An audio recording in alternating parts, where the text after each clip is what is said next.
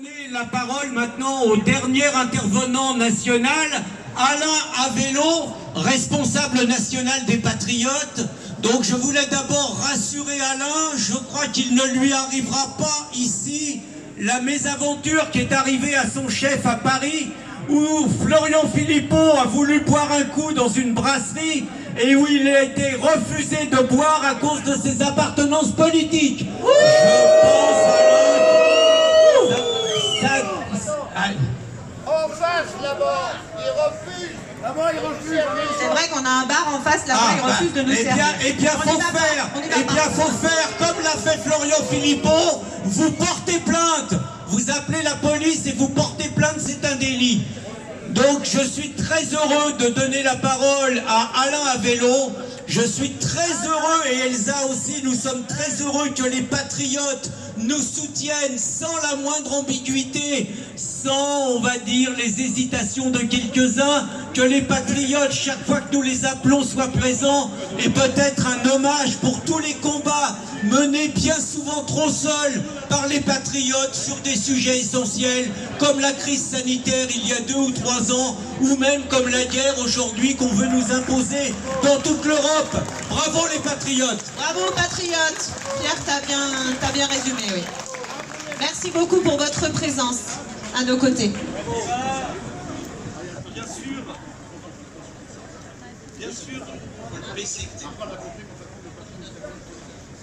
Oui, ça marche.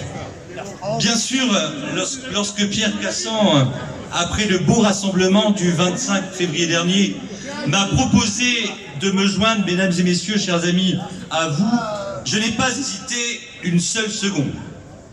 Je n'ai bien sûr pas hésité car je me sens, d'abord à titre personnel, un devoir moral envers chacun de vous, habitants de Saint-Brévin, et le collectif que vous avez constitué. Le 25 février dernier, je vous avais assuré de mon soutien, du soutien qu'appelle naturellement votre opposition ô combien légitime à l'implantation d'un centre de clandestins aux abords immédiats de l'école de la Pierre Attelée. Et je n'ai pu dans l'intervalle que suivre les évolutions, ou plutôt l'absence d'évolution favorable, qu'appellerait pourtant votre légitime combat. Le mutisme, pour ne pas dire l'autisme du maire de Saint-Brévin, qui après les propos injurieux qu'il vous a adressés, a instrumentalisé une agression en tentant de vous l'imputer pour jeter le discrédit sur votre mouvement d'opposition. Excusez-moi, je vous coupe, mais oui, tout à fait. Vous avez tout à fait raison et nous en avons beaucoup souffert et c'est complètement indigne. J'imagine. L'implication du porte-parole du gouvernement aussi, l'appel à l'État, par ailleurs instigateur de ce projet, et tout le reste. Vous ne vous laissez pas intimider, je le sais. Mais oui, c'est une évidence, outre le bien fondé de votre combat, ce mépris, ces mensonges, ces manipulations me font un devoir moral de me sentir partie prenante. Si je n'ai pas hésité une seule seconde, c'est tout aussi bien en tant que responsable politique du mouvement Les Patriotes présidé par Florian Philippot, Pierre vient de le rappeler. En tant que responsable politique, je tiens pour absolument sacrée la volonté démocratique des citoyens. Et la vôtre, ô combien légitime encore une fois, est de refuser l'implantation du CADA à proximité de l'école de vos enfants. Cette volonté trouve ses raisons dans le souci élémentaire qu'a tout parent de s'assurer de la sécurité de ses enfants. Comment pourriez-vous en effet accepter que ceux-ci soient exposés, ne serait-ce qu'au regard d'une population par nature inassimilée et maintenue sur le territoire national de façon irrégulière, c'est-à-dire en toute illégalité? Comment pourriez-vous supporter le risque sécuritaire pesant sur vos enfants du fait de la présence d'une telle population à la fois inassimilée et communautarisée et dont la différence de mœurs et de culture représente, chacun le sait, des risques certains en termes de tranquillité et d'ordre public? Comment pourriez-vous consentir à ce que ce projet se fasse, lors même qu'on prétend vous mettre devant le fait accompli, sans que vous n'ayez été vraiment informé de ce qui se préparait, ni a fortiori consulté, et qu'on ne daigne pas même, depuis de longues semaines de combat, vous entendre. Refuser le CADA relève de votre volonté démocratique, de votre volonté la plus légitime qui soit, et que vous exprimez démocratiquement à travers votre mobilisation et vos différentes actions, comme celle de ce jour. Et cette volonté démocratique, se heurtant pourtant au mépris de la municipalité, elle est clairement niée et bafouée, ce qui est profondément inacceptable. En tant que responsable politique, j'ai aussi, je le crois, une conscience claire des rapports de force qui traversent, modèlent et transforment notre société, bien souvent et sans doute de plus en plus, contre cette volonté démocratique que j'invoquais à l'instant. D'ailleurs, à nous voir tous rassemblés, ici, une nouvelle fois, à Saint-Brévin, une interrogation me vient, ou plutôt me revient. Jusqu'à quand le peuple, les gens du peuple que nous sommes, car le peuple, c'est nous, jusqu'à quand devrons-nous subir les plans d'un pouvoir qui a bel et bien cessé de représenter le peuple, qui agit contre l'intérêt général qui est le sien, de plus en plus par la ruse, la contrainte ou la force, et qui, de la sorte, bafoue et viole la volonté démocratique du peuple. Bravo!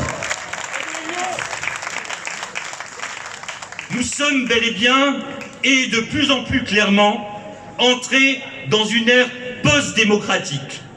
Nos vieilles démocraties se changent en post-démocratie de surveillance et de répression généralisée. Récemment, nous avons été confinés. S'est trouvé instaurée une société d'apartheid sur critères sérologiques. La vidéosurveillance algorithmique a été votée récemment à l'Assemblée.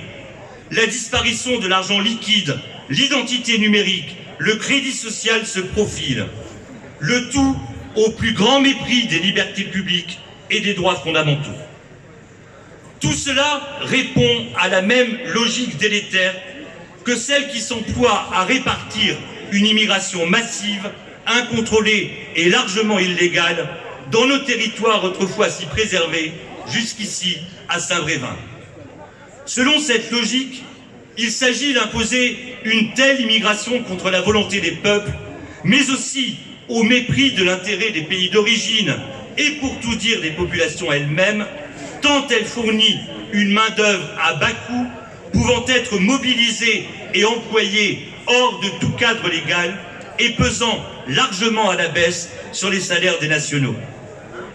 Cette logique a un nom, c'est l'oligarchie financière mondialisée avec laquelle nos élites dirigeantes sont en continuelle collusion au prix de multiples conflits d'intérêts. Oui, bravo. Elle a aussi un visage, le visage de ceux qui se réunissaient cette semaine au sommet Global Citizen Now, par exemple. On y trouvait Macron, Ursula von der Leyen, Justin Trudeau, la fille de Bill Gates, la fondation Soros, des grands dirigeants de multinationales. Et elle a même des adresses, celles des organisations supranationales qui non seulement ne procèdent pas de la volonté démocratique des peuples, mais les oppriment et les asservissent en leur imposant notamment donc une immigration qu'ils ne veulent pas, qu'ils refusent souvent avec force, tant ils ont conscience des périls qu'elle fait peser, périls sécuritaires, identitaires, autant que sociaux.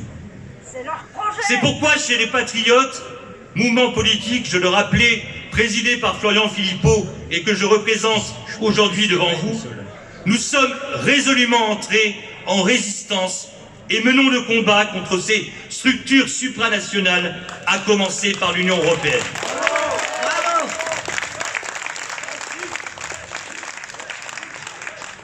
Car, et je ne le répéterai jamais assez, sans sortie de l'Union européenne, point de solution réelle ni durable aux multiples problèmes que pose l'immigration.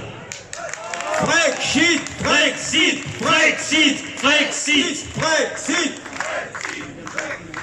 C'est d'ailleurs ce que démontre, fait aussi incontestable que notable, l'échec manifeste de la politique migratoire menée en Italie par Meloni, en laquelle je crois qu'un certain nombre de personnes appartenant à notre camp auraient voulu trouver un modèle. Pour s'être maintenue sous la tutelle de l'Union européenne, auprès de laquelle elle s'emploie à se montrer fréquentable et présentable, l'Italie de Meloni n'a tout simplement pas les moyens de ses intentions politiques affichées en matière d'immigration. Puis, elle travaille, selon les dires de Francesco Lollobrigida, le ministre de l'Agriculture, à faire entrer légalement cette année presque 500 000 nouveaux immigrés. Voilà qui est, il me semble, assez clair. Je ne répéterai jamais assez pour que ne se répètent pas des situations telles que celles qui menacent à Saint-Brévin, pour que l'État cesse d'implanter dans les villes et dans la ruralité, et sans aucun consentement de la part des populations, des personnes entrées illégalement sur le territoire national. Il s'en faudra, et c'est une condition absolument nécessaire, qu'ait été recouvré le pouvoir élémentairement souverain de décider de qui entre sur le territoire national, qui a le droit de s'y maintenir et qui doit en être expulsé. Bravo, on l'applaudit bien fort. Or, cela exige, à titre de condition absolument nécessaire, que nous nous libérions une fois pour toutes des dictats auxquels l'Union européenne nous soumet et par lesquels elle nous dépossède totalement de toute souveraineté, notamment de celle de nos politiques migratoires. Il est impératif de sortir d'urgence de Schengen, qui a abattu toute frontière au sein de l'Union européenne, laquelle ne contrôle de surcroît, je le rappelle aussi, que très insuffisamment ses frontières extérieures. Elle ne les contrôle pas parce que cela est contraire à l'idéologie de l'oligarchie mondialiste qui est au pouvoir de l'Union européenne, ce qu'objectivent notamment les dysfonctionnements multiples et consentis de Frontex. Il faut sortir également de la CEDH, qui rend toute reconduite à la frontière quasiment impossible et donc les OQTF largement inexécutables. Et il faut plus généralement sortir de l'Union européenne et s'affranchir de ses dogmes, dont celui de la libre circulation des personnes et du faux humanisme dont prétend se parer le regroupement familial, lequel, je le rappelle, constitue le premier vecteur de l'immigration de masse. Redonnons à la France, par le Frexit, la pleine souveraineté, dont celle de ses politiques migratoires, et à son peuple le droit élémentaire de décider avec qui et aux côtés de qui il souhaite vivre. Bravo, bravo. Puisse, chers amis brévinois, cette ambition naturelle de reprendre le contrôle commencer à prendre corps avec la victoire que j'appelle de tous mes voeux de votre combat. Merci infiniment pour votre soutien. Je remercie tous les jeunes, toute la nouvelle génération qui participent avec nous à notre manifestation aujourd'hui. J'invite, si vous avez un porte-parole qui souhaite venir dire un petit mot.